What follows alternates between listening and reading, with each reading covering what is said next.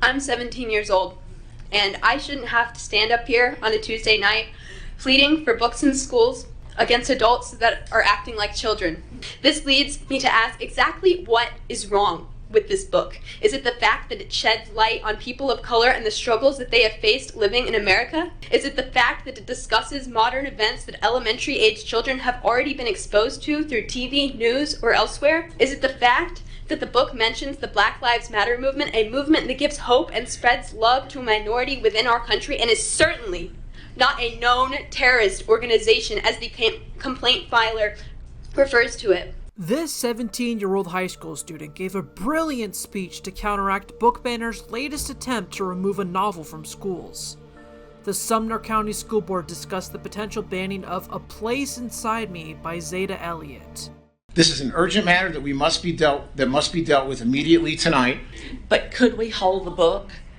Just keep it off the shelf till we have the discussion and vote on the book. Point of order, we need to make sure that we don't have outbursts like that. We got a lot of emails from people that said that complained that there shouldn't be outbursts, and so I've called point of order.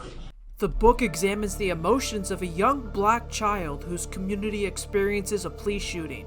Some parents have claimed the book pushes racism, anger, and division. I would like to take a second to reflect on the fact that nowhere in the book, A Place Inside of Me, are there vulgar, obscene, or explicit depictions, and that just because all of us have different experiences and backgrounds doesn't make something worth censoring or taking out of classrooms. In fact, it should be just the opposite, because students should be exposed to different cultures and backgrounds early on in order to foster understanding and build connections with classmates. We cannot continue to deny the perspectives of minorities simply because we cannot relate and have not experienced these events ourselves. There are children as young or younger than 6 that have been through, been affected by, or witnessed the hatred in this country. And this book provides a way for them and their peers to understand and come to terms with it in a book meant for children.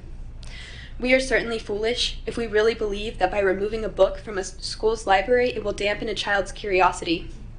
The author, Zeta Elliott, writes, "Sometimes the students themselves need to remind adults that the purpose of education is to invite, not prevent, the curiosity that can sometimes cause discomfort. I fear that soon it will be extremely difficult for marginalized communities in all levels of education to access books with diverse and inclusive themes and values."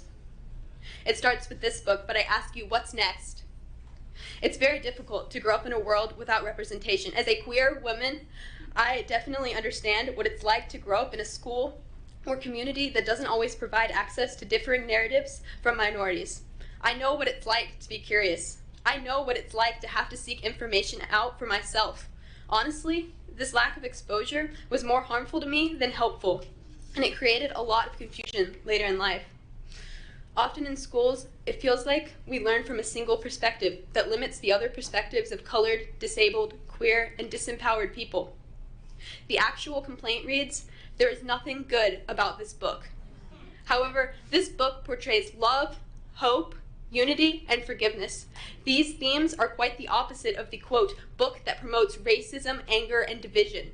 With that said, I ask you to reflect on how exactly a book about unity, kindness, acceptance, and personal growth is in any way bad or promoting division.